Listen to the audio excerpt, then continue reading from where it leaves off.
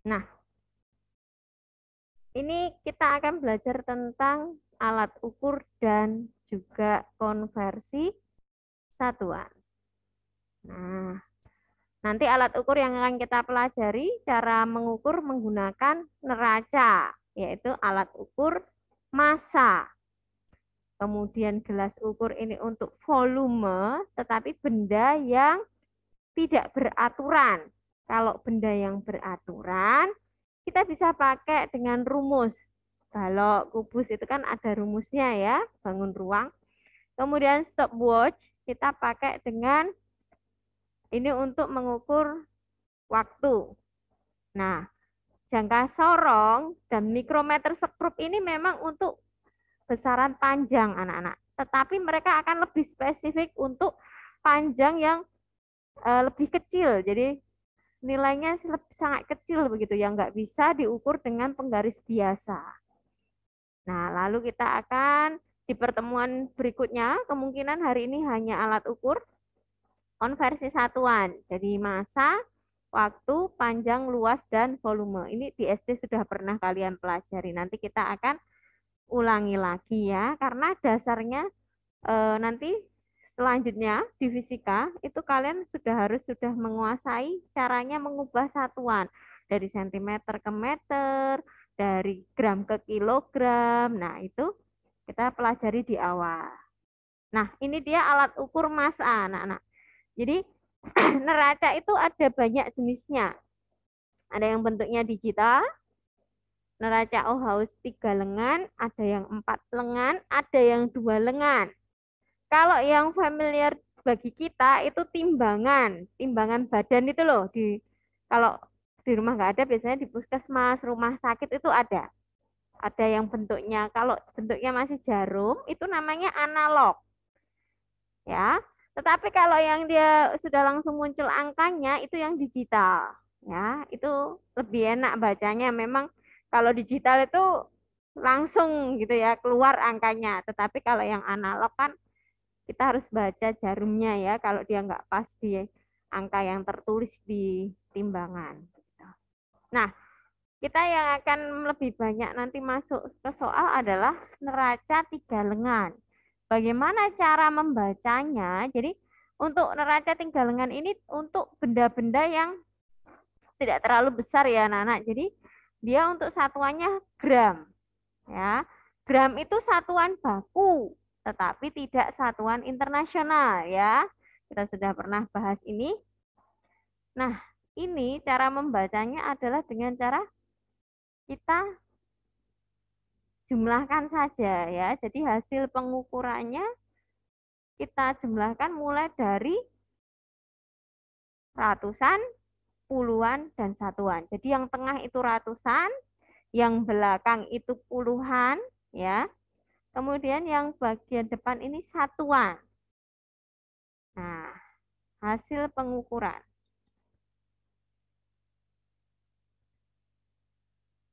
Kan? Hasil pengukurannya kita mulai yang tengah itu dia adalah ratusan, 200 gram dijumlahkan dengan 90 dijumlah. Nah, ini angka berapa anak-anak? Kalau kalian ada yang langsung dapat angkanya. 7,5. Oke, betul 7,5. Tidak ada kesulitan ya caranya membaca. Dia di antara 7 dan 8 dan pas sekali ini di tengah ya. Nah, garisnya yang setengah memang eh, cukup terlihat ya. Nah, kita jumlahkan hasilnya 297,5 gram. Nah, begitu ya. Nang, saya akan simpankan gambarnya. Jadi anak-anak nanti tinggal menerima saja dari wali kelas ya. Oke. Nah, ini untuk massa. Jadi nanti massa alat ukurnya yang sering keluar soalnya seperti ini. Pakai neraca 3 lengan atau neraca 2 lengan. Nah, kalau neraca 2 lengan tinggal kita jumlahkan aja anak timbangannya ya. Tetapi tetap memperhatikan ukuran dari masing-masing anak timbangan. Oke, kita lanjut. Nah, ini alat ukur waktu. Tadi yang sempat Miss Kila sampaikan, ada kalender. Kalender ini untuk menghitung nanti usia. Ya, di UB ada ya, sudah nanti kalian hitung usianya, papa usianya berapa, mama, adik, kakak, atau siapa yang ada di rumah, begitu ya. Minimal 3 orang memang ya. Kalau misalnya, Miss aku anak tunggal, nggak ada kakak, nggak ada adik, ya udah, berarti papa, mama, kamu, begitu aja. Atau misalnya yang ada di rumah ya saja. Jadi minimal 3 orang ya. Nah, tapi kalau kamu punya kakak adik ya dihitung sekalian gitu ya. Nah, ada ini alat ukurnya, ada jam tangan, ada stopwatch, jam pasir juga ada, tapi ini jarang dipakai. Ini biasanya orang-orang zaman dulu ya. Jadi kalau untuk juga dia mengukur waktu perlombaan. Ya, ini udah di set biasanya pasirnya berapa, itu udah waktunya berapa jam begitu. Nah, yang akan kita lebih gunakan adalah untuk stopwatch. Nah, di sini stopwatch di bagian tengah ini kan ada lingkaran kecil ya anak-anak. Nah, itu adalah yang menunjukkan menit. Sementara untuk bagian yang lingkaran besar, yang luar itu detik. Ya. Nah, untuk setiap stopwatch itu bisa beda-beda. Yang apalagi yang di dalam menit ini tergantung dari jarak antara angkanya ya. Nah, contohnya begini soalnya. Yang pertama, ini, nah perhatikan, yang di dalam ini menit anak-anak. Ini berapa menit ya yang ditunjukkan oleh jarum? Ini 0, di sini 15. Berarti setiap garis, bukan 1, bukan 0, 1, bukan ya berarti. Karena dari 0, kemudian angka berikutnya sudah 15. Di sini kita hitung ada berapa garis? 1, 2, 3. 0 sampai 15 terpisah 3. Berarti ada 5 ya. Setiap garisnya 5 menit. Itu berarti 50. ini 50 menit. Ya. 50 menit plus berapa detik yang bawah. Nah, untuk mempermudah kita akan tarik garisnya. Oke. Saya pasin aja. Berapa detik? 38. 8. Ya, betul sekali. 38 ya. Di sini 35. Di sini 40. Berarti ini 35, 36, 37, 38. Ya, oke. Nah, sekarang nomor kedua ya. Jadi stopwatch yang kedua. Kita perhatikan lingkaran yang di dalam ini sudah beda dengan yang stopwatch pertama. Ya. Kalau kita perhatikan di sini 0, di sini langsung 5. Ada berapa garis? 1, 2, 3, 4, 5. Berarti tiap garisnya 1 menit ya. Berarti ini berapa ya? Berapa menit? 14. 14? Ini belum nyampe, Atau Mbak. Bukan. 13. 13. 13. Kelebihannya kita cari di detiknya. Berapa detik? Oke, saya kasih bantuan perpanjang. 23. 23.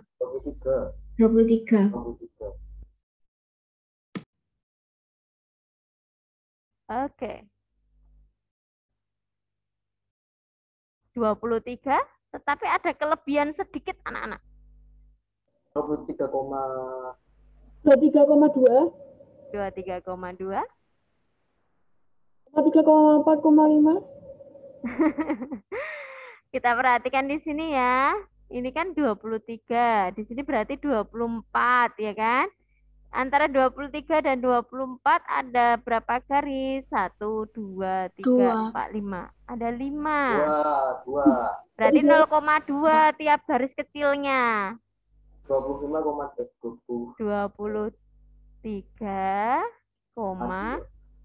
nah dia di garis yang kedua. Berarti 4.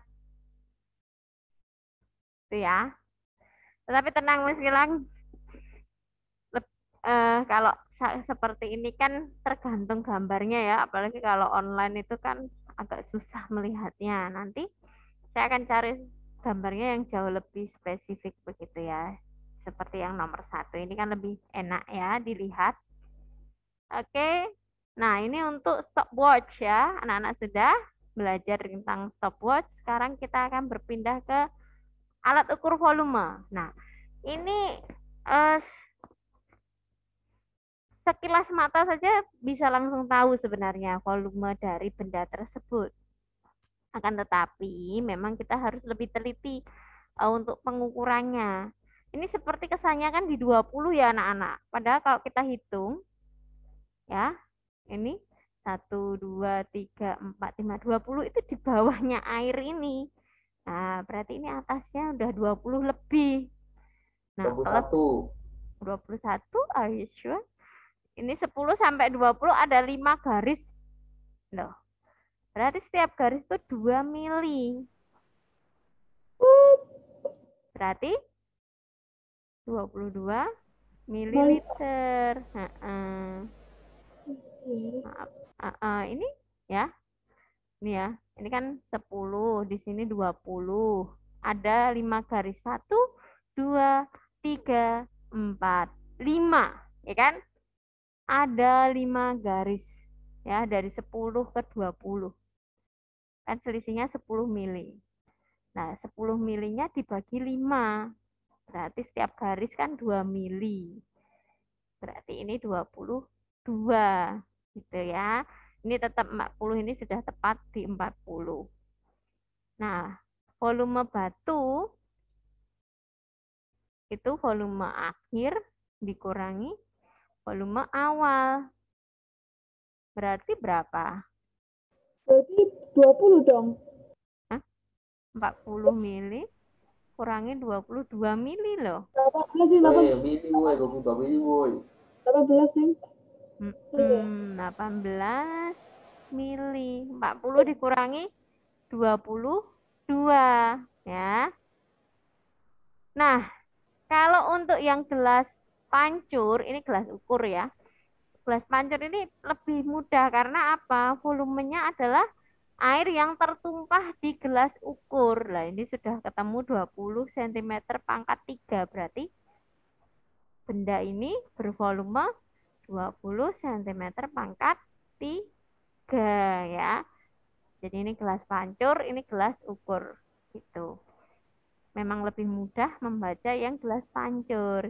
Nah, ini kalau yang di gelas ukur harus cari selisihnya.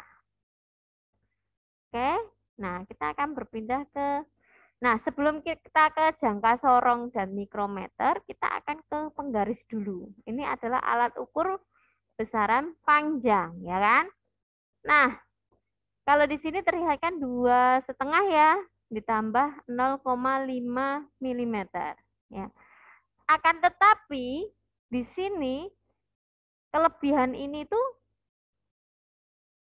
tidak valid, begitu ya. Karena kita nggak tahu sebenarnya, karena alat ukur kita terbatas, gitu. Oleh karena itu nanti kita pakai alat ukur yang jauh lebih teliti ya, yang jauh lebih punya skala jauh lebih kecil lagi. Nanti dengan jangka sorong dan mikrometer skrup.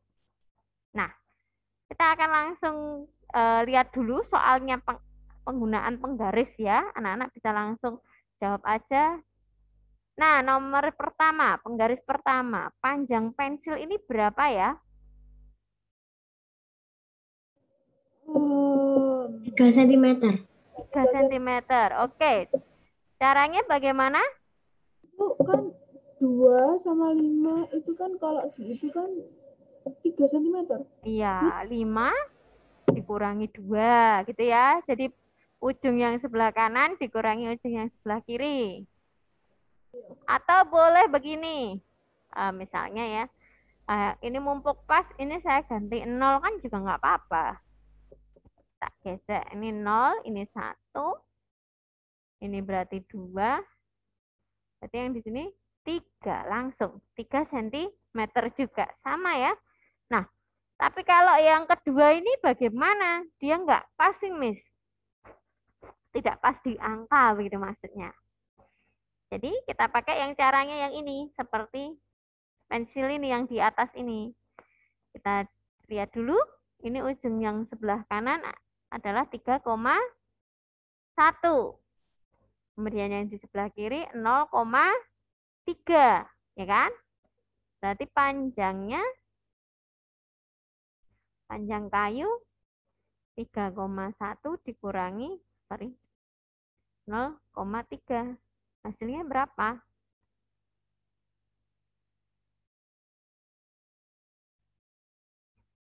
3,1 dikurangi 0. 2,8. 0,8. Iya, berapa ya? Ini 8. Ini kurangi berarti 2,8 ya. 2,8 cm. Tidak ada masalah ya untuk kita menghitung atau membaca pengukuran dari penggaris ya. Nah, sekarang kita akan masuk ke alat ukur yang tidak bisa terbaca oleh penggaris ya. Seperti tadi di kasus yang sebelumnya kan kelebihannya tidak bisa terbaca ya. Skalanya garisnya kurang gitu ya. Nah, itu ada namanya jangka sorong anak-anak. Nah, jangka sorong ini sebenarnya hampir mirip dengan penggaris. Untuk skala utamanya ini sama seperti penggaris biasa kita, penggaris sentimeter. Akan tetapi dia punya kelebihan yang disebut skala nonius. Nah, skala nonius inilah yang akan mengukur kelebihan yang tidak terbaca oleh penggaris. Karena ketelitian dari jangka sorong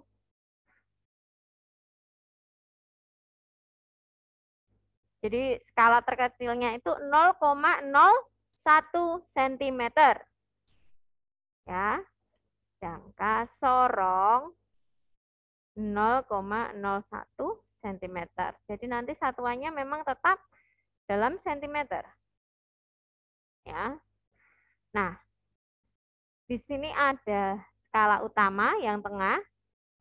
Kemudian di sini ada skala nonius ya, yang dia nanti ketelitiannya 0,01 cm. Nah, di bagian atas dan bawah, jadi rahang dalam, itu bagian atas, itu berfungsi untuk mengukur diameter dalam suatu lingkaran atau suatu benda gitu ya. Kemudian rahang luar atau yang di bagian bawah itu untuk mengukur diameter luar. Contoh bendanya apa? Pipa. Pipa itu kan lingkaran kan, ada lubang di tengahnya toh. Nah, untuk mengukur diameter yang di tengah itu pakai yang rahang dalam. Sementara untuk bagian luar, diameter yang di luar menggunakan rahang luar. Ya. Jadi, jangka sorong ini kalau mau dibilang itu dia lebih spesifik untuk mengukur apa? Benda-benda yang berongga. Pipa yang punya diameter. Dan juga bisa untuk yang memiliki kedalaman tertentu. Misalnya ada botol kecil itu, untuk mengukur kedalamannya tinggal ini digeser kan, ini dimasukkan ke botolnya bisa juga. Oke, nah ini untuk jangka sorong. Nah contohnya seperti apa? Ini dia. Ini soal 1, ini soal 2 ya. Ini mengukur panjang paku, itu juga bisa. Nah, caranya membaca jangka sorong, jadi pengukuran jangka sorong ini ada 2 skala, namanya satunya skala utama dan skala nonius. Ya kan? Kita harus cari skala utama itu dibaca dari mana? Dia adalah angka yang ditunjukkan, jadi yang bagian atas ya, sebelum angka 0 pada nonius. Angka 0 nonius kan ini nonius. Ini kan nonius, ini utama. Ya kan? Jadi angka yang ditunjukkan sebelum angka 0 nonius. Jadi ini ya, garis yang ini. Nah, ini berapa? Kan dia yang sebelum angka 0 di nonius. Ini kan 1. Di sini berarti 1,1 ya. 1,1 cm. Nah, berikutnya membaca yang nonius. Nonius itu dibaca dari mana? Itu adalah angka yang di nonius, di mana garis yang di nonius itu akan berhimpitan dengan garis dari skala utama. Jadi nanti yang terlihat seperti garis lurus. Jadi ini misalnya garis yang di skala utama, yang bawah ini adalah yang skala nonius. Itu yang berhimpitan, jadi garis lurus begini anak-anak. Ya, atas dan bawah jadi garis lurus. Nah, kalau kita perhatikan di sini, ya, yang bawah ini yang jadi garis lurus dengan yang atas angka berapa? Yang diperhatikan angka yang bawah sekarang. Kalau utama itu yang atas. Kalau nonis yang bawah. Angka berapa yang jadi garis lurus anak-anak? Ada yang 7. Oke.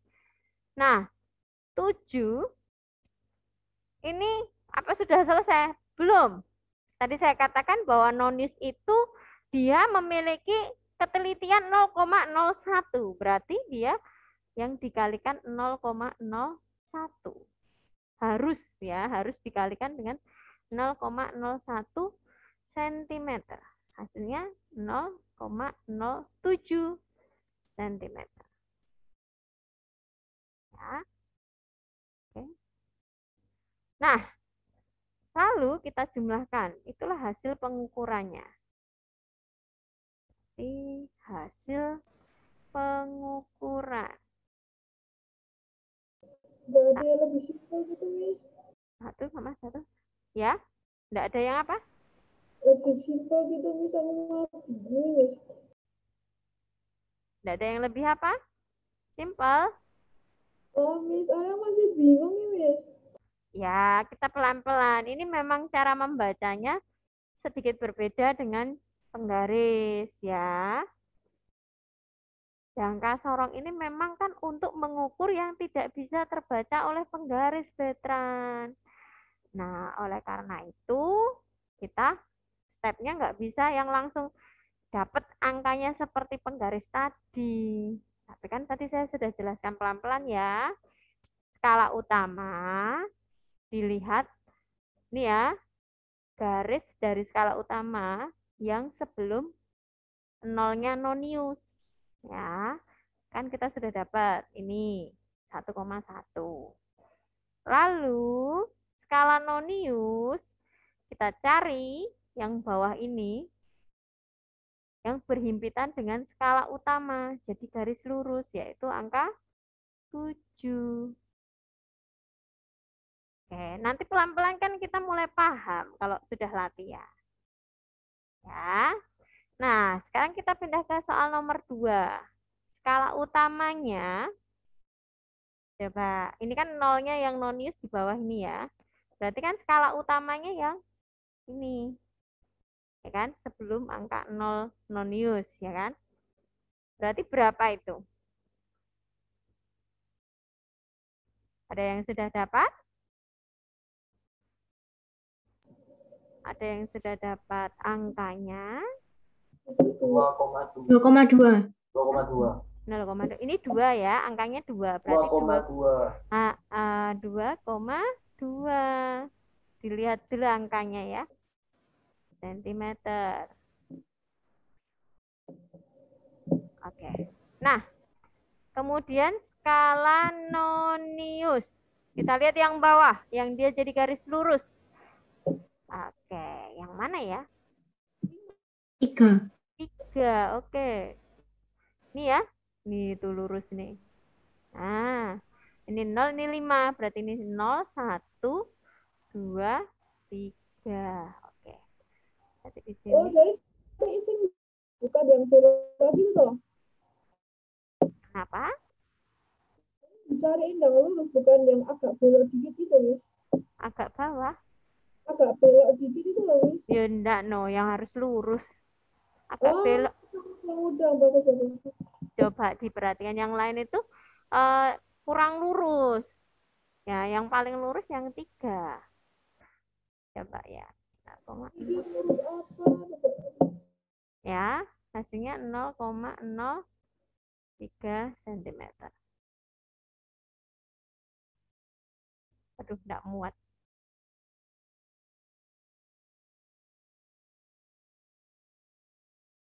Ini ya. Apa-apa ya, agak kepotong dikit. Di bawahnya aja. Nah, kita jumlahkan. Hasil pengukurannya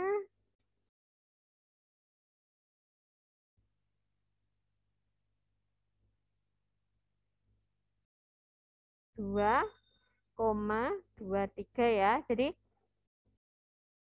kan di belakangnya 2 ini memang tidak ada angka, tapi boleh kamu tambahkan 0 untuk kita jumlahkan ya. 0 sama 3, 3. Ini 2, 0, 2. 2 sama 0, 2. Begitu ya.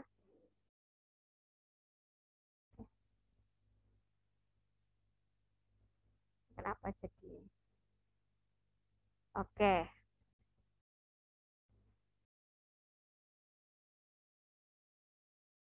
Nih. Nah, sudah. Oke, untuk jangka sorong sudah selesai. Ya, tenang. DT-nya saya nggak masukkan ini, tapi ini akan ada tugas tersendiri ya. Dan boleh lihat bukunya. Di handout ini saya ada, langkah-langkahnya sudah saya tuliskan. Jadi anak-anak bisa baca lagi. Nah, sekarang kita akan berpindah ke mikrometer skrup. Nah, kalau tadi untuk diameter ya spesifiknya. Kalau mikrometer skrup ini dia jauh lebih teliti lagi daripada jangka sorong. Karena ketelitiannya kalau tadi dalam sentimeter ya, sekarang dalam milimeter. 0,01 milimeter. Jadi jauh lebih teliti. Ini biasanya digunakan untuk mengukur tebal logam atau plat, begitu boleh. Tebal kertas juga bisa, tebal buku juga bisa, ya kan? Kalau penggaris kan nggak bisa kita ukur ketebalan kertas begini kan susah ya. Gimana caranya kalau pakai penggaris kan susah. Nah, kita bisa pakai alat ini. Prinsipnya sama seperti jangka sorong. Dia punya skala utama dan skala nonius. Nah, ini bacanya sedikit berbeda. Sedikit ya, saya bilang sedikit. Kenapa? Karena untuk di skala utama, untuk mikrometer skrup, ya, ini kan tergantung gambarnya juga. Ini kan 0, 1, 2, 3, 4, 5 biasa ya, kayak penggaris itu. Nah, yang bawah ini apa, Miss? Yang bawah itu adalah setengahnya. Jadi 0,5-nya. Nah, contohnya seperti ini. Ini 5, 6, 7, 8. Ada garis di bawah berarti dia skala utamanya 8,5. Ini gambarnya salah. Saya tutup aja.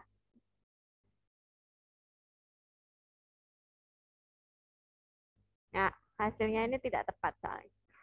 Nah, di sini skala utamanya tadi saya katakan 8,5 ya. Karena sesuai dengan pembacaan yang di sini. Nah, satuannya milimeter. Ya, kita lihat dari sini kan, ya kan? Ini, ya kan? Garis yang ini toh. Ini kan 5, 6, 7, 8. Nah, garis yang di bawah itu setengahnya. Berarti 8,5. Lalu bagaimana dengan skala nonius? Nah, kalau di mikrometer skrup itu ya memang kita cari yang berhimpitan, tetapi secara horizontal, justru dengan garis yang di tengahnya skala utama ini. Nah, ini lebih enak mikrometer skrup, langsung dapat angkanya ya. Ini yang lurus ini. Oke, ini kan langsung dapat, inilah skala noniusnya 40. Nah, nanti angka 40 kita juga kalikan dengan 0,01 dengan ketelitiannya. Harus lah ya. Hasilnya 0,4. Nah, kok bisa Mas jadi 0,4? Nah, ini boleh dihilangkan, dicoret ini kan jadi 0,1. 0,1 kali 4, 0,4. Begitu juga boleh. Nah, kita jumlahkan. Nah, hasil pengukurannya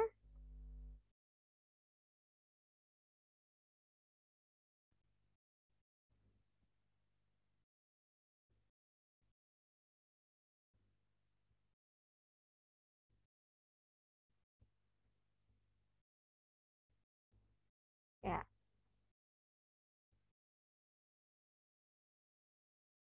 hasilnya 8,9 mm ya. Oke. Ini ya, tidak ada masalah ya. Jadi kalau skala utama tinggal kita lihat di sini ya, 8,5. Kalau skala non-Isnya tinggal cari yang berhimpitan juga, tetapi ini jauh lebih enak kita lihatnya ya. Oke. Nah, sekarang kita akan berpindah. Bentar, tadi sudah saya share ya. Sekarang kita akan berpindah ke soalnya, contoh soalnya. Ini ada 2 ya. Nah, kalau yang soal pertama udah langsung dikasih tahu ini ya, skala utamanya berarti berapa anak-anak? Ada yang sudah tahu skala utama? Coba ada yang sebutkan. Skala utamanya ini berapa ya? Ini loh. Berapa ini? 3,5. 3,5. Ya, betul. 3,5 mm.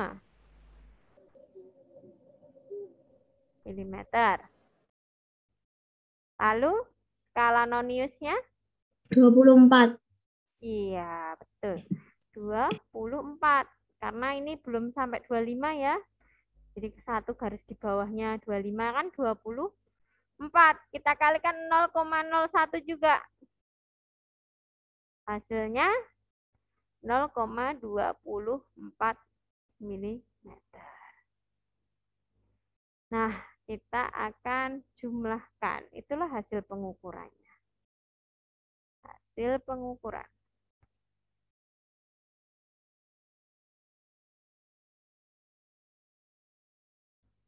Ya, berarti 3, nah setelah koma kan di atas 5 sama 2, berarti 74 mm.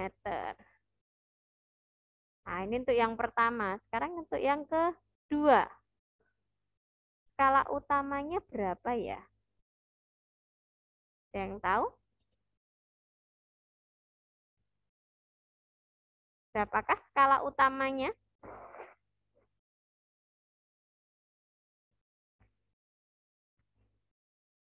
Ada yang bisa langsung sebutkan skala utamanya? 4. Ya, betul. 4 mm. Kemudian skala nonius. Berapa? 30. 30. Kita kalikan 0,01, hasilnya 0,3. 3. Kita jumlahkan, jadinya hasil pengukurannya 4,3 ya. Langsung saja ya, saya nggak ada tulis yang hasil. Ini. Nah, sudah selesai untuk alat ukurnya ya. Nah, kita masih ada waktu sekitar 10 menit ya. Ini sudah saya save. Jadi, alat ukurnya tadi ada neraca, ada stopwatch, ada gelas ukur, penggaris, jangka sorong, dan mikrometer skrup. Nah, sekarang kita akan berpindah ke konversi satuan. Jadi yang pertama massa. Nah, untuk massa, naik turun itu nanti, kalau turun dikali 10, kalau naik dibagi 10. Sudah pernah ya ini waktu SD ya? Ya, tinggal mengulang ya. Jadi semisal saya punya pertanyaan yang nomor 1 dan 2 ini ya. Ini nomor 1. Kita cari. Angkanya tidak pas. Nah, yang ini nomor 2. Oke. Yang nomor 1, 2 kilo ke sentigram. 2 kilogram ke sentigram. Ada yang Dikali lain? 100.000. Oh iya, betul. Dikali. Kenapa kok bisa dikali 100.000? Kita lihat di sini. Ya, ke sentigram. Turun berapa kali? 1, 2, 3, 4, 5. Berarti ada 5 kali. Jadi dikali dengan 10 tapi 5 kali. Ini aja, 2 kali 1. Ini kita tulis 1 dulu. Turun yang pertama, 1. Turun yang kedua, turun yang ketiga, turun yang keempat, turun yang kelima. Nah, itu. Ini kan 100.000. Ya. Jadinya 200.000 sentigram. Kemudian yang kedua, 45.000 gram menuju kilo. Berarti dia naik ya. Menuju kilo. Ya. Naik 3. Naik 3. Dibagi 1.000. Betul, dibagi 1.000. Yang kedua, 45.000 dibagi. Nah, ini kan kita tulis angka 1 dulu, naik yang pertama, naik yang kedua, naik yang ketiga. Hasilnya, nah kita coret aja langsung, 45 kilo. Nah, masih ini ya, langsung ingat semua pelajaran waktu SD ya. Nah, itu saja, kita akan akhiri dulu di sini ya. Sudah lumayan banyak yang kita sudah pelajari hari ini. Nanti pertemuan berikutnya kita akan lanjutkan ya. Lanjutkan untuk yang